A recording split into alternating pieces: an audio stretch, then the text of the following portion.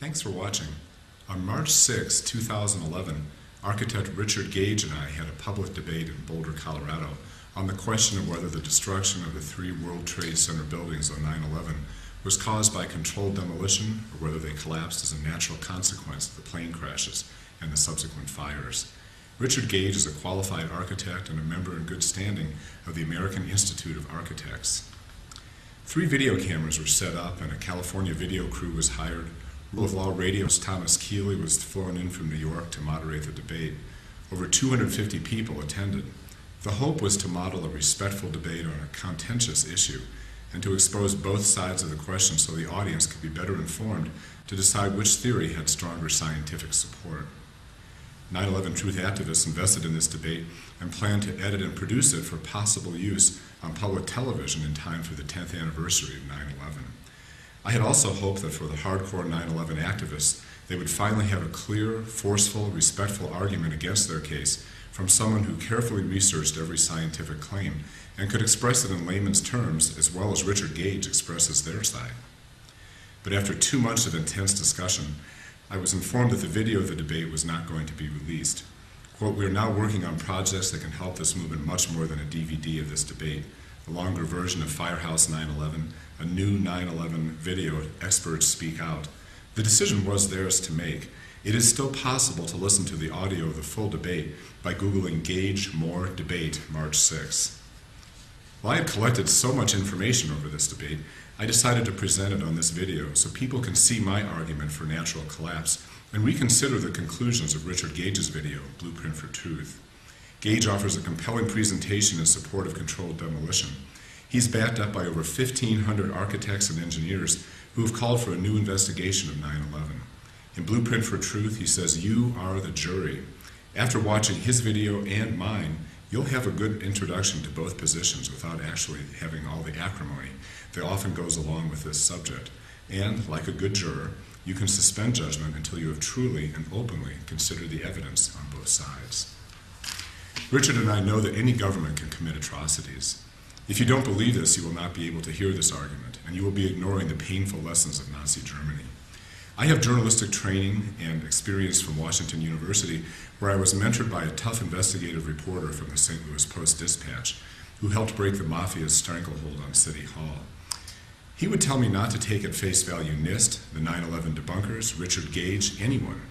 Richard's training is in architecture, so we both know a thing or two about critical thinking and analyzing evidence. I've been a peace activist from the time I was 17 and faced the draft. My book, Central America for the Beginner, exposed the Reagan administration's complicity in the violence of that region in the 1980s. This book sold out its first printing in 2 months. For years, I also chaired the Colorado Peace Mission. Richard Gage was born a Reagan Republican, so neither of us fits the stereotype of the government apologist or the wild-eyed conspiracy theorist. Richard Gage's Blueprint for Truth and this rebuttal focus on the science behind the collapses of the 3 buildings at the World Trade Center. That's what Richard does best. As he said in his video, tonight we are presenting the technical truths, the evidence found for explosives. And Richard stays focused on that, rarely venturing into any other subjects. Richard's presentation is so compelling that several times I've wondered if maybe he's right. I too have investigated these technical assertions and have twice debated Richard on the evidence, once on radio and once in person. In Blueprint for Truth, the audience is presented with a torrent of information. It's going to take some time to look at all these claims, and so for the next couple hours, you'll see the fruits of hundreds of hours of my research on the validity of these claims. After you watch Richard's video, watch this one too, I will share with you why I strongly believe the scientific evidence supports natural collapse, and then you can really see both sides. So I have an outrageous request, that you suspend your beliefs, just for now, and listen. Listen even more carefully to the person you most disagree with, and that's not easy. There's a famous attitude polarization study from 1979 that shows that when people are presented with views that both oppose and support their own, it almost always strengthens their existing beliefs. So resist that. Allow yourself to really ask, is this true? Is this the whole story, or is it just the part that Richard wants us to see or that Chris wants us to see? Let me demonstrate how challenging that is. Here are 6 cards. Please choose one of these cards and fix it in your mind. Now I will remove the card you chose. If this is a new trick, chances are you didn't notice that all the cards in the second set are different.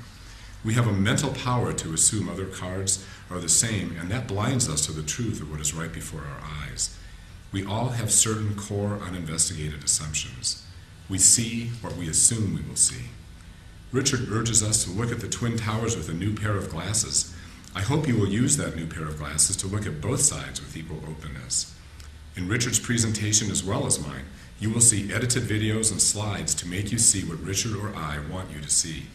Be careful, or you will see only what you already believe is there. Seeing is believing, but believing is also seeing. MIT professor Thomas Iger was once complaining about the 9/11 truth movement, and he remarked, quote, "These people use the reverse scientific method. They determine what happened, throw out all the data that doesn't fit their conclusion, and then hail their findings as the only possible conclusion." Well, it's a human tendency that we all share. Richard Gage also talks about scientific method, repeatable experiments, changing hypotheses, and he attacks NIST for admitting that they never looked for explosives. Quote, "How can you find what you're not looking for?" Close quote. I brought that question to Michael Newman at NIST, and he replied, quote, "We follow the evidence." Well, I asked, if you had found detonator materials or other physical evidence of controlled demolition, would you have looked for evidence of controlled demolition then after that? Of course, he said. He also did not look for mini-nukes, post-Star Wars energy rays, aliens, missiles, holograms, or other alleged sources of the World Trade Center collapses. To Richard Gage, this is reverse scientific method. To NIST, it was following evidence and not finding any evidence of controlled demolition in the debris. There is an easy solution to this standoff, but it's not being done by the 9/11 truth activists. I will discuss this when we talk about the thermitic materials allegedly in the dust. I tried really hard to look at both sides, and I've sometimes wondered if Richard Gage is right, as I've said. I've read dozens of expert explanations, watched several 9/11 videos, dug up original complete eyewitness interviews, joined an online science Q&A club, read 1,000 pages of the NIST report, and asked some really tough questions directly of NIST, chemist Kevin Ryan, and former controlled demolition employee Tom Sullivan. I've asked over a dozen technically trained people to try to answer these questions. There's a certified structural engineer from New York, for example, who believes in 9/11 government complicity, but not controlled demolition. I've talked with experts who have studied 9/11, including scientists of all kinds, metallurgists, a 9/11 fire engine chief, other structural engineers, chemists, controlled demolition experts, a dust analyst, architects, a range of other people with expertise in direct 9/11 experience. I've joined several physics and 9/11 chat rooms. Outside of the 9/11 truth movement, I have met one scientifically trained person who agrees with one of the scientific assertions that are used to support the theory of controlled demolition of the World Trade Centers. I always say I can be wrong. I'm not a scientist, after all. I can still be convinced, and if you doubt me, I just ask that you suspend your doubt for the next several minutes. Listen carefully, open the aperture, and see if anything I say makes sense. If you doubt Richard, promise me you'll watch his Blueprint for Truth video too, so you can make a fair judgment. Thank you for watching.